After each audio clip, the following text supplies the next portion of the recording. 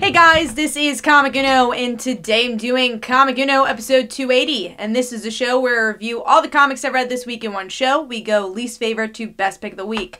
So let's get started. I had 15 comics this week, so a pretty average week for me. And number 15 was Deathstroke issue 41. Just have not been liking this series as much. I would say since their version of the Teen Titans, I haven't been liking it. But I stick with it because I'm a Rose fan, so I want to see where it goes. Also reading Teen Titans, and we have a crossover coming up, so definitely still worth picking up. But I just feel like Deathstroke is the weakest aspect of his own series, and whenever it focuses on him, I just feel like it kind of gets stale. And obviously the creative team has been on it for 41 issues, so maybe it's, maybe it should be time to close the chapter soon. And also, one problem I've always had with this series is that Deathstroke sounds very robotic in his monologue, and there's a lot of monologuing in this issue, so I couldn't really get into it. Artwork's always good though, action's always good, which is exactly what you want from a Deathstroke book, but it doesn't really get me excited for this Teen Titans Deathstroke crossover. Haven't really been liking what they did with the whole Damian might be his son story. That was kind of weird, and now Damian's back, so we'll see what they do with that. So overall, I give that 2 stars, and that is number 15. Moving on to number 14, a bit disappointed that this is so low, but Champions issue 3, I just don't feel like there was a lot of progression here, and it kind of shined the moments that I don't really like about the new Champions, which is that they have all these other characters that are part of, I guess, a B-list team, a B team that they have, and they focus a bit on that, and then you're still dealing with the Miles ramifications of someone dying in the place of his friends, but it just felt very, very by the numbers, nothing really shocking, and a lot of it felt like, alright, did you not read the second issue? We'll over-explain what happened in that issue and catch you up, even though obviously it's only up to issue 3, so we don't really have to be caught up because, it's only been 3 issues. Also, the artwork is just kind of plain for me, nothing too spectacular for the art. I also feel like the coloring is a little bit too bright at times, so overall giving this one 2.5 stars. I've been feeling, I guess, a little in the middle with this book, but still like the team, and I do like Zub's voice on this series more than I did Mark Waid. So, like I said, giving that 2.5 stars, and that is number 14. Moving on to number 13, which is Frozen, Reunion Road, issue 1, and this is always a fun book. I like Frozen. Obviously, I'm a big Disney fan, so I always pick these up. I do think this is a bit stronger than, what was the other one called? They have it in the back. Breaking Boundaries. I like that it's just our main characters pretty much, and when it's not about the main characters, at least it has to do with the castle and people in the town. So they're helping out one of the people that work for them. He belongs to a town outside of Arendelle, so they're going to reunite him and his brother. So that's kind of interesting, kind of learning more about the town. But my biggest complaint is, weirdly enough, after watching the trailer of Frozen 2 and getting hyped about kind of the more superhero aspect of where they're going with that and more exploration of powers, this kind of just feels weaker to that. In less adventurous, and I want a little bit more action in this book. It just feels like they obviously can't touch upon the Frozen 2 stuff, so like what story is there to tell? And I don't know if there's much to say, unless they're trying to tell a past story of some sort, which maybe they could touch upon, but right now it just kind of feels like a filler adventure. But if you like Frozen, obviously follow the ride, but I don't think it's anything groundbreaking by any means, and if you're not a hardcore Frozen fan, this is an easily skippable issue.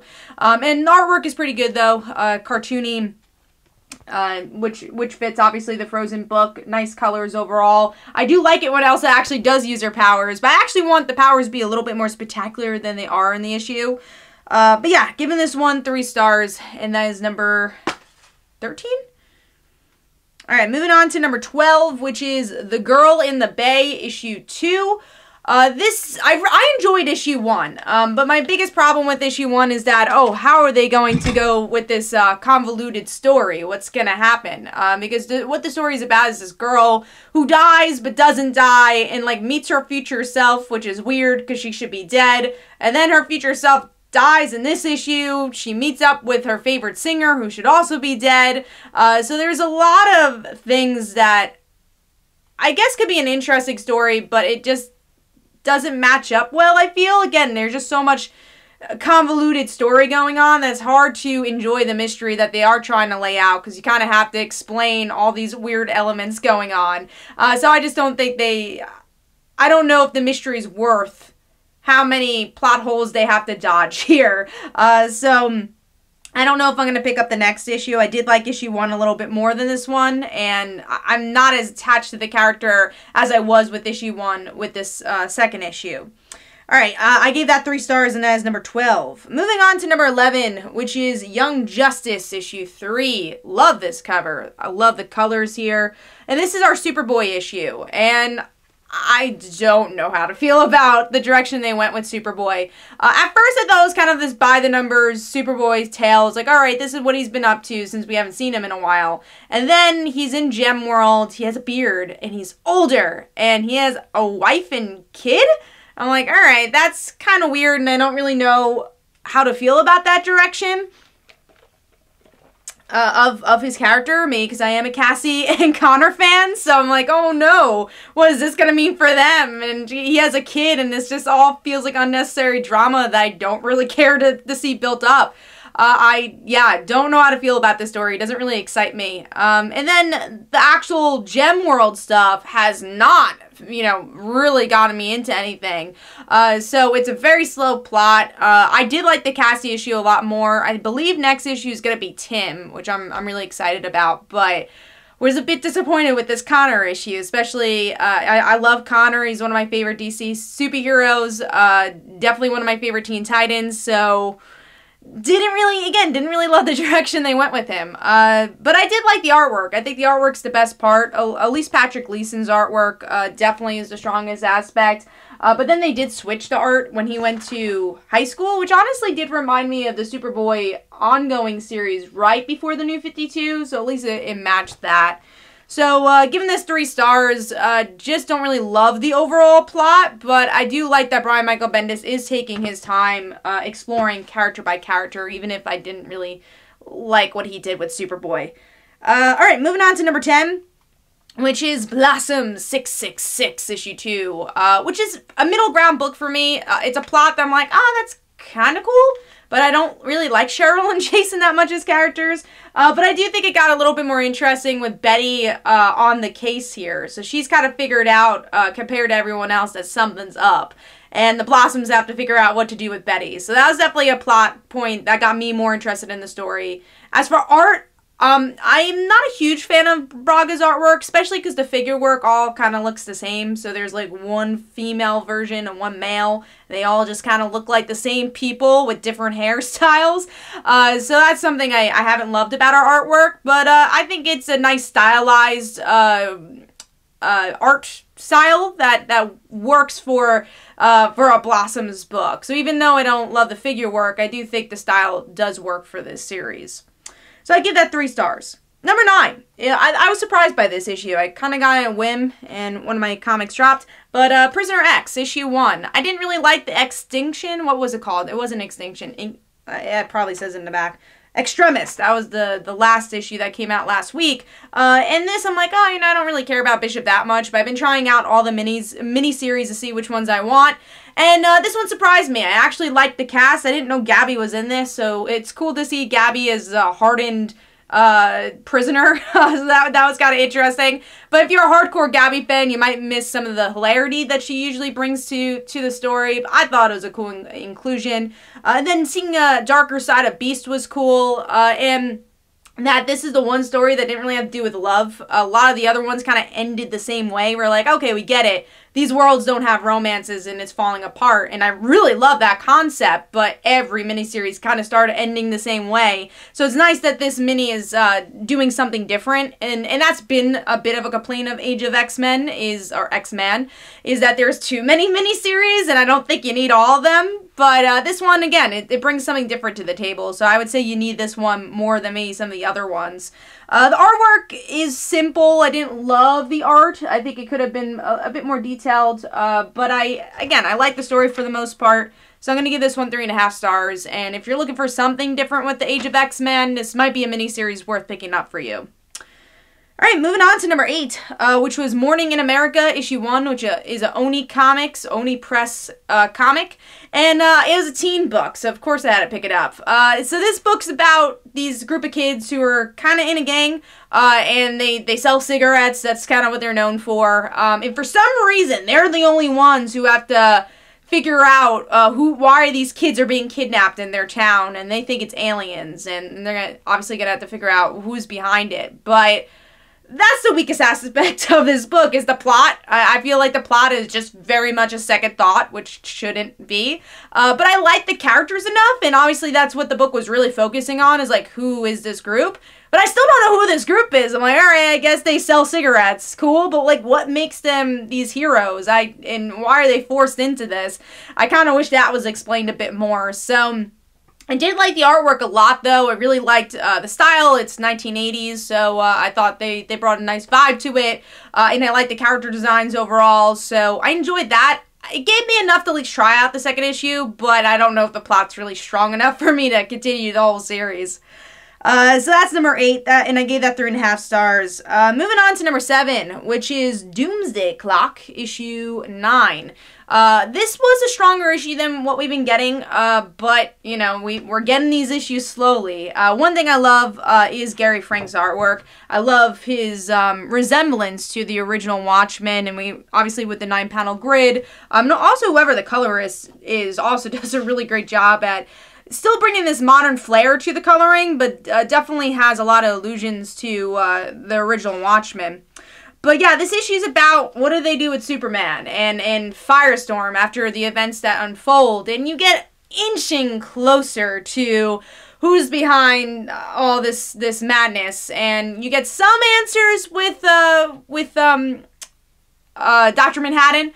You get some answers, but not a lot. I think there is still a lot of questions that are asked by the end, and there's a lot of, like, half sentences. Like, you get a really cool scene between Lex and Lois, and it just kind of stops. You don't get really an answer there. You're like, no, I want to see more. Like, why is Lex helping? Again, that's where I'm like, I want more answers. So I'm hoping we'll get more as the issues go on, but I think at least the moment I like the most about this and why it's higher is that we get pretty much the whole DC universe going to Mars to try to defeat Dr. Manhattan, and it just doesn't work. I also like the smaller moments, like Guy Gardner trying to do the one punch on Dr. Manhattan and thinking it works, and Dr. Manhattan exploring some of the power sets of the DC universe was interesting. And then the overall themes of Watchmen being injected in a 2019 landscape was really cool. The fear of superheroes being very similar to the fear of superheroes in the 1980s, with paranoia kind of being the same in our country. So that was very interesting. Our relationship with Russia was very interesting in the book. So definitely some cool threads, but still want a little bit more from this book. I definitely need more answers than what we're getting. I guess issue 10 will be coming out in another 2 months or so, so it's gonna take a little while. But yeah, giving this one 3.5 stars. Didn't quite make it to 4 stars, but I definitely think there's enough in there for you to enjoy the issue.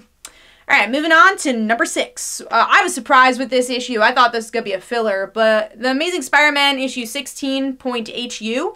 Honestly, it's a tie-in I think it's worth reading. I like Black Cat as a character. Never really liked her as a romantic interest because I'm an MJ fan, but I always liked her as this, you know, kind of team-up character for Peter. I really like the direction Nick Spencer's been taking her, because she was lost. She was lost for a long time because they had this weird story with her after Superior Spider-Man that she like went completely evil for no reason, and then the last arc we saw her in with Spencer, they explained that, and then continue to explain that here, that she lost her memories of Peter, and that's what upset her. So I like that. I really enjoyed that aspect. Also, the artwork is really good here. I believe it's not an artist we've seen with Nick Spencer, but it's really clean, and I enjoy the facial expressions, enjoyed the flashbacks. I thought it was really good artwork here.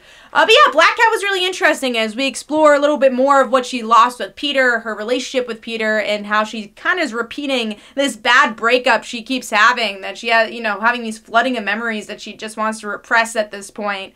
But then she needs Peter's help because she finds Doc Connor's son. So it does get attached to some of the stories that's been going on in Amazing Spider-Man, which is why this is more than just a tie-in. You actually do need to read this issue to see what's going on, which I liked. I liked that it wasn't just a one-off. It had some meat to it. And I liked that she used the spider tracker to get Peter and be like, hey, I need help.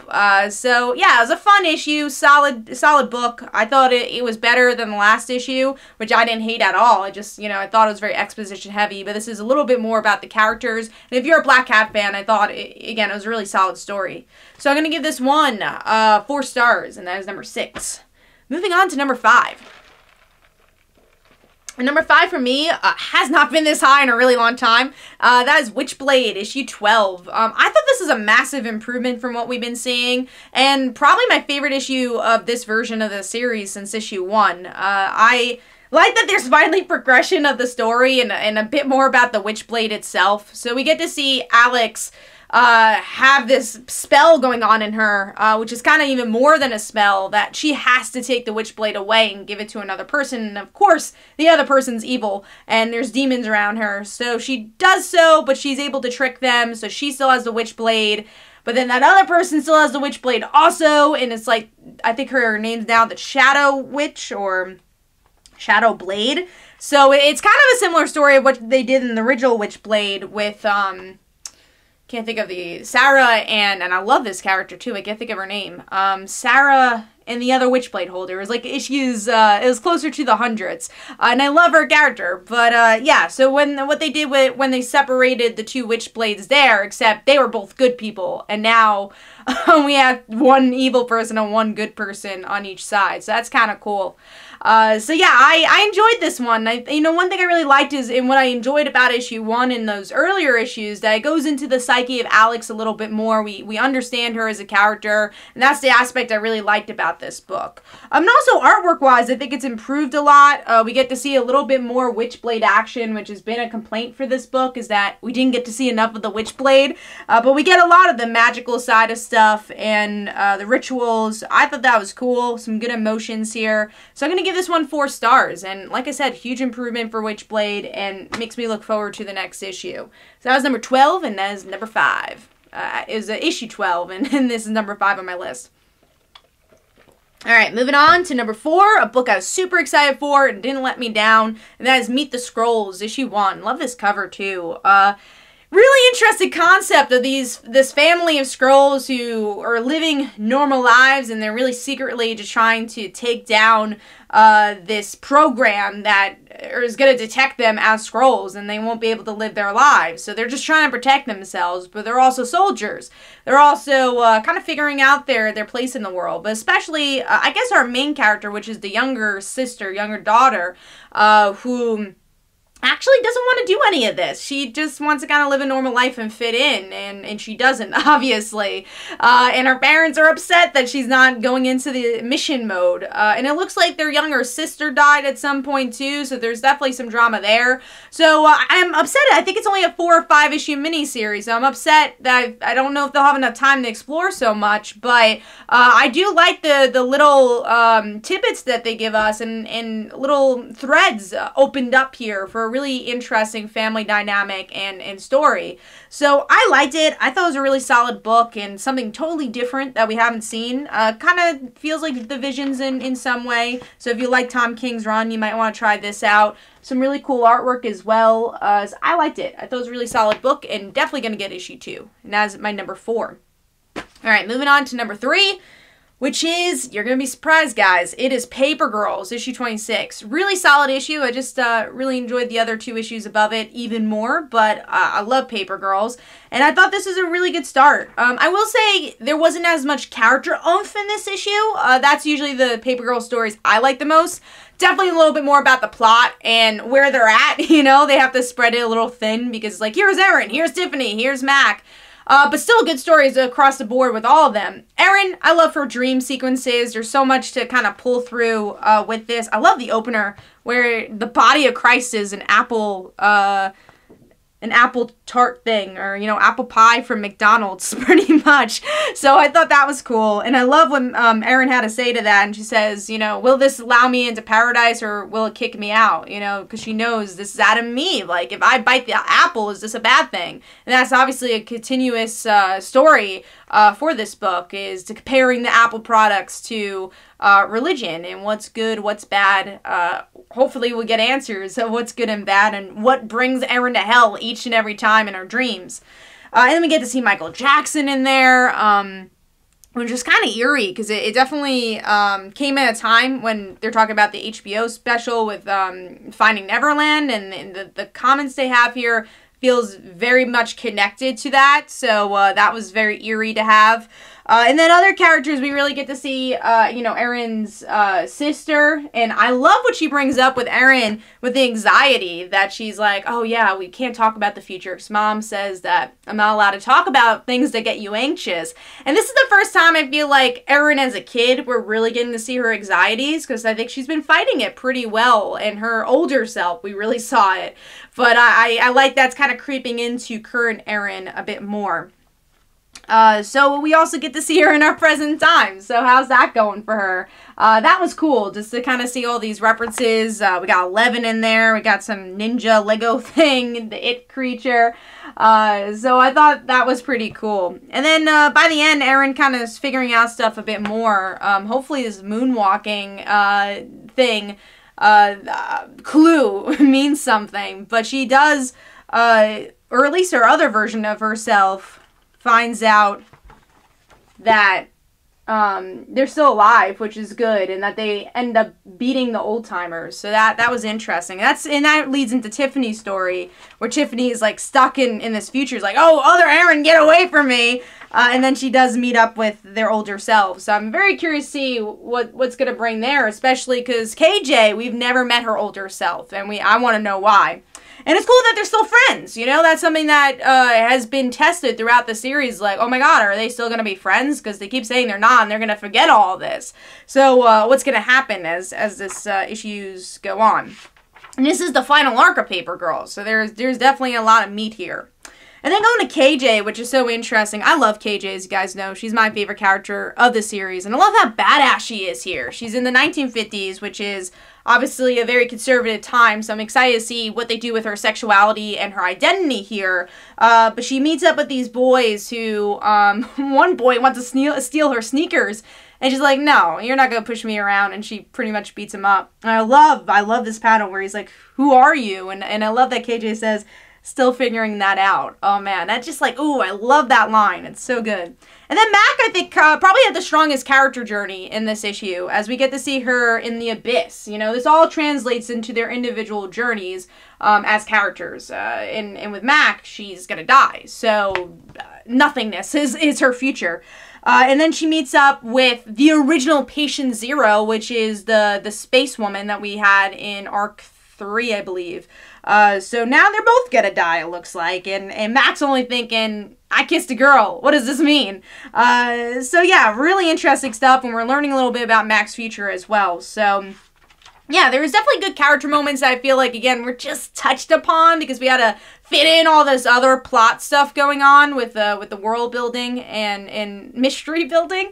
But yeah, very solid issue, as you can see. There's so much to dig into, which I love about Paper Girls, and I can't wait to see how this thing ends. And some really great visuals from Cliff Chang. Just, you gotta have an awe, you know, to the world building that he has himself, all the different worlds he had to draw here, the different versions of our characters we get to see in the end. So I just love the character designs here that I think we really have to applaud him for doing. So some great work, and I love this creative team. So I'm going to give this 4 stars, and that is number 3. Sorry for the lengthier conversation on that one, but you guys know how much I love Paper Girls. So, and we have a limited time to talk about the series. All right, moving on to number 2. I think you guys are going to be surprised by this one, and that is Batman, issue 66. This is a much better issue than I feel like we've been getting with Batman. And I really liked Catwoman here. I think some people are going to think it's repetitive, and I definitely think there's aspects to it that is, but I love actually the poeticness here. It's been a hit and miss with the poetry for Tom King, but I liked how he did it here, where it wasn't straight up, here's a poem, I'm going to say. This actually was just taking a framework of poetry and putting it in a narrative, which is repeating lines. And we get to see that with Catwoman, where she talks about the note. And I love the symbolism of this all being in Bruce's head, and the question actually literally being the question that Bruce is asking to himself. Why did Catwoman leave me on the, at the altar? And then Catwoman keeps lying, and I love that. And it goes back to the story of, like, where did they meet? Was it the roof? Was it a boat? And I really like that, and I love the way Tom King did his narration here. And this is the Tom King that I love. And then in the end, you get the moment where Catwoman's like, yeah, no, I did lie. That isn't the reason why I left Batman. Because I know he's miserable because I left, and he's not a good Batman because I left. So hopefully we will get the answer in the next issue. But I really liked the way this was structured, and it brought back memories of what I really liked about King's Batman, and hopefully it could stick with this and not kind of delve onto another track again.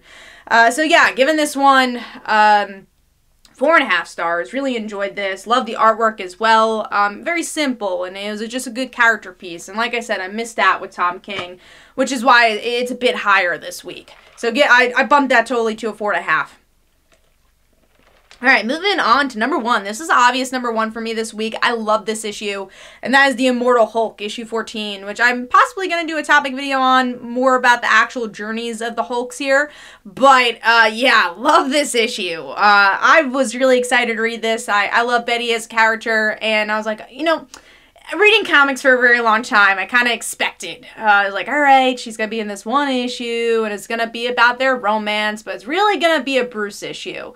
But really, Betty takes control here. This is Betty's issue. And what I loved is that this issue kept defying what you usually will get in a comic book with, this type of romance and with these two type of characters. It literally just defied your expectations. And in the beginning, you think this book's going to be about Betty saying, woe is me, my husband died, he didn't tell me. But really, it's her relationship with her father, which I thought was really interesting. So, Thunderbolt Ross died, and Betty's dealing with that and sees, hey, I wasn't as close with him as I guess I should have been, but she also doesn't regret not being close to him, but she's, analyzing her relationship with him. And then, there comes Bruce, and I like that, Betty is upset at him, but still loves him, but still conflicted, which is so much their relationship of, like, I love you, I hate you, I love you, I hate you. And the scene I loved is, first of all, one thing I really liked that Al Ewing did, is that they never rip away that Betty was Red She-Hulk. Because that's another thing that I feel like normal comics would do, is just kind of forget that ever happened. But here it's just like, no, she wears her suit underneath. She honestly is still a good hero. A lot of the things she does feels like a superhero and not someone who's just on the sidelines. And then the moment I really loved in this issue is where she pretty much realizes her anger for Bruce, and she's like, again, I love you, I hate you. He's like, I finally understand why my father hated you. And she also explores saying, you stole the Red She-Hulk from me. You cheated on me. You stole everything from me. Everything that made me, me. And I finally was equal to you, and I can't be anymore. And she's angry about that. And then she gets shot in the head, which is crazy. But again, it defies my expectations, because in a normal comic, it would be like, all right, she's dead. And, we're going to have to wait another 15 issues to find out if she's alive or not. Or she'd just be dead for a while and not become Red She-Hulk. And that was honestly my expectations. But then it goes into this overall theme of what Hulk has been about. Yes, it's been a slow burn, but it kind of all makes sense with this issue that no Hulk ever dies. And that's why it all ties in so nicely with Red Hulk's death and Betty saying, oh, he's not dead. I'm afraid he's going to jump out of his coffin. And that's my biggest fear. Is like, well, Bruce is not dead. He went to hell and back, literally. And then we get to see Betty not dead. And her eyes are red, so she's still the Red She-Hulk. So a Hulk never dies. So, yes, we've seen Bruce's journey, but what's the journey of all these other characters? And then we get to see Rick Jones mentioned. So is this the birth of not just Hulk again, but the Hulk family. And that's something I'm probably going to explore in a topic video, so definitely go check that out. I'm going to post that on Saturday. But I loved how truly poetic this issue was. The artwork was haunting in such a great way. I love the facial expressions that Betty gives. Really, my favorite issue of Immortal Hulk for sure. I love this one. Definitely will reread this issue. So I really like it, and I'm excited to see where this series goes, if it does mean the birth of all Hulks and not just Bruce, because I think that's an even more interesting story. So I'm going to give this one 5 stars. Giving it 5 stars. I believe that's my first 5 stars of 2019. So there you go. So hopefully you guys enjoy. This is Comic Uno. Definitely let me know in the comments below what were your favorite comics and your least favorite comics. And be sure to check out my Twitter and Facebook page. My comic books like Father Like Daughter and They Call Her the Dancer. And also go check out Frontline Live, which we talk about our top 5 comics and comic book news every Tuesday at 10 p.m. Eastern Time on Comic Frontline. So be sure to check that out. Check that out as well. Also, guys, next week my reviews will be a little later than usual. I've been posting them, you know, usually on Wednesday, which I've been pretty good at that. But next week I'll be posting it on Saturday. So sorry for the delay, but I will have a review because a lot of my favorite books come out next week. Spider-Gwen, Miss Marvel, Runaways, some good books coming out. So I definitely gonna get a review up for you guys, but it's just gonna be a little later. So gave you guys that a heads up. So again, hopefully you guys enjoyed. I'll see you guys later. Bye.